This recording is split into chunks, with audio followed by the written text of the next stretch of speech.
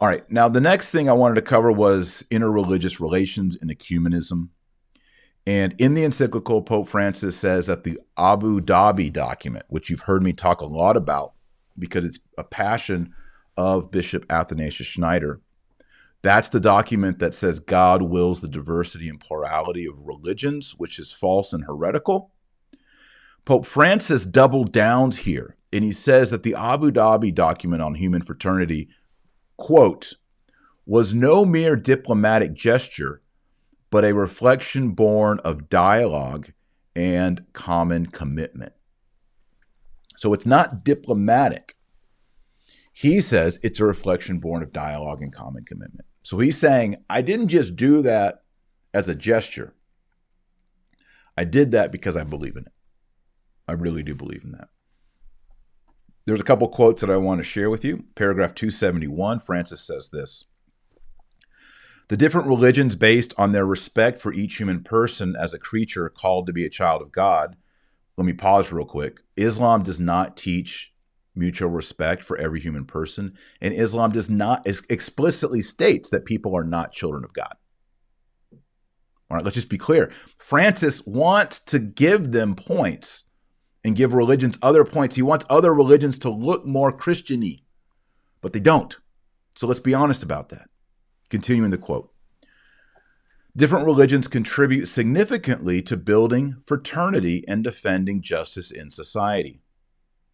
Dialogue between the followers of different religions does not take place simply for the sake of diplomacy, consideration, or tolerance. In the words of the bishops of India, the goal of dialogue is to establish friendship, peace, and harmony, and to share spiritual moral values and experiences in a spirit of truth and love, end quote. Thumb down on that, Francis. I don't care what the bishops of India say, but our goal is not dialogue. I've read the New Testament many times, and I've never once seen it there. Is there anyone in the comments right now? Maybe I'm just an idiot, or maybe I have the wrong Bible or the wrong translation. Can someone help me understand where Jesus and the apostles promote the goal of dialogue? That dialogue is our goal. I just don't see it. It's not in there. And I'm looking at the church fathers of the first 600 years, and I don't see dialogue with other religions as a goal. Anyone out there, anyone watching right now, we have over 2,000 people on Facebook and YouTube and Periscope. Anyone out there real quick, leave me a comment right now. Help me find where in the New Testament, it'd be great if it like a gospel presentation, something in the gospel, maybe Sermon on the Mount, New Testament, St. Paul, St. Peter, Book of Revelation, anything where the goal of dialogue is presented as our Christian goal. That's really what I need help on. I feel like I'm an idiot because I keep getting told this by Pope Francis, and then I just can't find it anywhere except in Pope Francis and Vatican II. And I'm told that, well, Marshall, you're a schismatic because you reject that. Well, help me. Help me. Yeah, one of our Miss Murphy says, go forth in dialogue. I don't see that in Catholicism. It seems like a new teaching. And then Francis says, the goal of dialogue is to establish friendship, peace, and harmony. Let me tell you something. If we could establish friendship, peace, and harmony, and Jesus didn't have to die a bloody death on the cross, God would have gone with that option. But he didn't. He went with Jesus Christ dying on the cross for our salvation. That's how it's done. It's done through a crucifix. Friendship, peace, and harmony. When Christ rises from the dead, what does he say to the apostles? Peace be with you. If he didn't have to die on the cross and be beaten and carry the cross 3 days before, why didn't he just do peace be with you? Let's dialogue and get this thing solved. Why was there a cross and a tomb and a descent into hell and a resurrection? Why wasn't there just a 3-day conference on dialogue? Good Friday, we're beginning the dialogue session. And on Sunday, we will finish our dialogue session, and that will bring about what Francis says here: friendship, peace, and harmony to the world.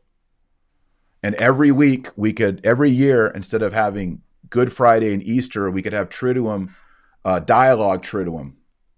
Every year, all religions get together, and from Friday to Sunday, we dialogue. And then when we're done, we get to have friendship, peace, and harmony. No, that's just not Christianity. What happens is Christ is betrayed by Judas, and then he is beaten and scourged and whipped and has a crown of thorns, and they punch him in the face and they spit on his face. Then he has to carry the heavy cross while he's totally devastated. And then they nail him to the cross, and he hangs on the cross till 3 p.m. He dies the most painful death of all. His soul descends into hell, into the limbo of the fathers, to rescue the Old Testament patriarchs and matriarchs. He rises on the third day. That's the message. That's the Apostles' Creed. That's the Nicene Creed. That's the New Testament. But do we read that in the New Encyclical Fratelli Tutti? No. Another quote, paragraph 277, Pope Francis, Fratelli, quote, "The Church esteems the ways in which God works in other religions and rejects nothing of what is true and holy in these religions. She has a high regard for their manner of life and conduct, their precepts and doctrines, which often reflect a ray of that truth which enlightens all men and women," end quote. Pause. So it specifically states here their precepts and their doctrines of other religions. Now, I get it. Islam says give alms to the poor. That's a good thing. That's true. Awesome. Will that save you? If you're not baptized, you don't go to confession, you can't get to Mass. No, it won't. Yes, we can see truth. For example, Mormons say baptism is a good thing. We all agree on that, but guess what? Their baptism is invalid because they don't believe in the Trinity. Okay, so we can sit around and agree, well, we both agree baptism is good, but we agree that we Catholics say your baptism is invalid. So even when we agree, there's still problems. So the Catholic Church has the whole truth, though it's obscured sometimes by false teaching. And we can recognize some truth outside the church, of course. I can read Plato's Republic and I can find true things there. There might be something, that's admirable stated by someone who was a Hindu. Okay. But what we're talking about, Francis, I thought we were talking about global peace, harmony, and friendship and human salvation. And last time I checked, only Jesus on the cross, risen on the third day, can accomplish that. Otherwise, it was really cruel for God the Father to allow Christ to go through that when there's all these other options. Paragraph 286. In these pages of reflection on universal fraternity, I felt inspired by St. Francis of Assisi, but also by others of our brothers and sisters who are not Catholic: Martin Luther King, Desmond Tutu, Mahatma Gandhi, and many more. Okay, so this is at the very end of the document. I was just reading this. I was like, he's not talking about God the Father. Talks about Jesus Christ 2 times, maybe, can't remember the number. Holy Spirit, barely at all. Church fathers, there's reference to Augustine, there's a reference to Aquinas, reference to others. But who are the magisterial sources that are coming in here in the conclusion? Martin Luther King? Desmond Tutu? Mahatma Gandhi? Did I just walk into a Unitarian Universalist clubhouse? What?